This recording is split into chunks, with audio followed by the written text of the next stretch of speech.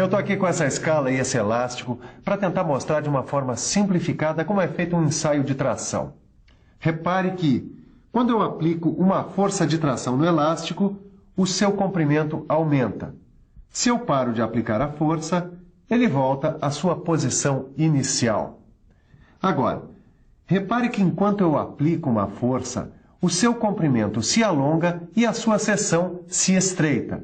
Dessa vez, eu apliquei uma força maior. E repare que mesmo parando com a força aplicada ao elástico, ele não volta mais à sua posição inicial. Ele fica com uma deformação residual permanente. E é claro, se eu continuar aplicando uma força nele, ele vai acabar se rompendo. É claro que num laboratório de testes, isso é tudo muito mais complexo. Os ensaios são feitos com equipamentos que registram todas as informações necessárias para ser analisada a resistência dos materiais. Deve ser aqui que são registradas essas informações importantes, né, Silva? Agora, me diz uma coisa, por que elas são tão importantes, hein? Ô Caio, porque com elas você pode fazer projetos e cálculos de estruturas com toda segurança. Algumas delas são registradas exatamente no momento do ensaio, outras já não, só depois da análise das características do corpo de prova. E acho que eu não entendi isso aí muito bem, não, hein? É simples. Um exemplo disso é o diagrama tensão-deformação. Quando um corpo de prova passa por um ensaio de tração, a máquina de ensaio fornece um gráfico que estabelece a relação entre a força aplicada e as deformações ocorridas durante o ensaio.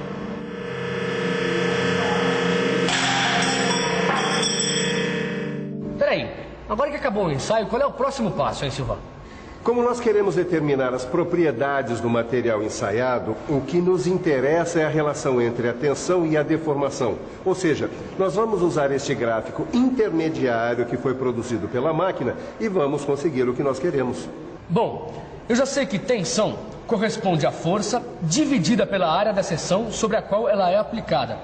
E aplicando essa fórmula, nós conseguimos os valores de tensão. E nesse mesmo gráfico nós montamos o diagrama tensão-deformação.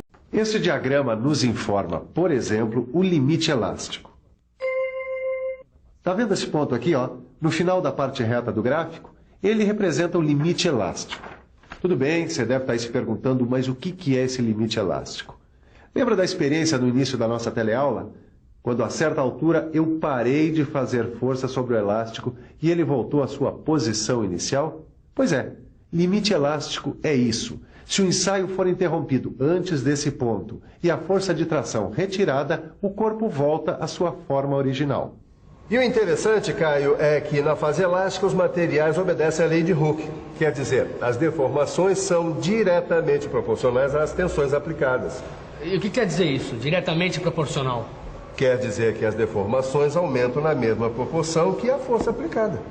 Bom, quer dizer então que se eu aplicar uma força de 10 newtons por milímetro quadrado e o corpo de prova alongar 0,1%, se eu aplicar uma força de 100 newtons, o corpo vai alongar 1%.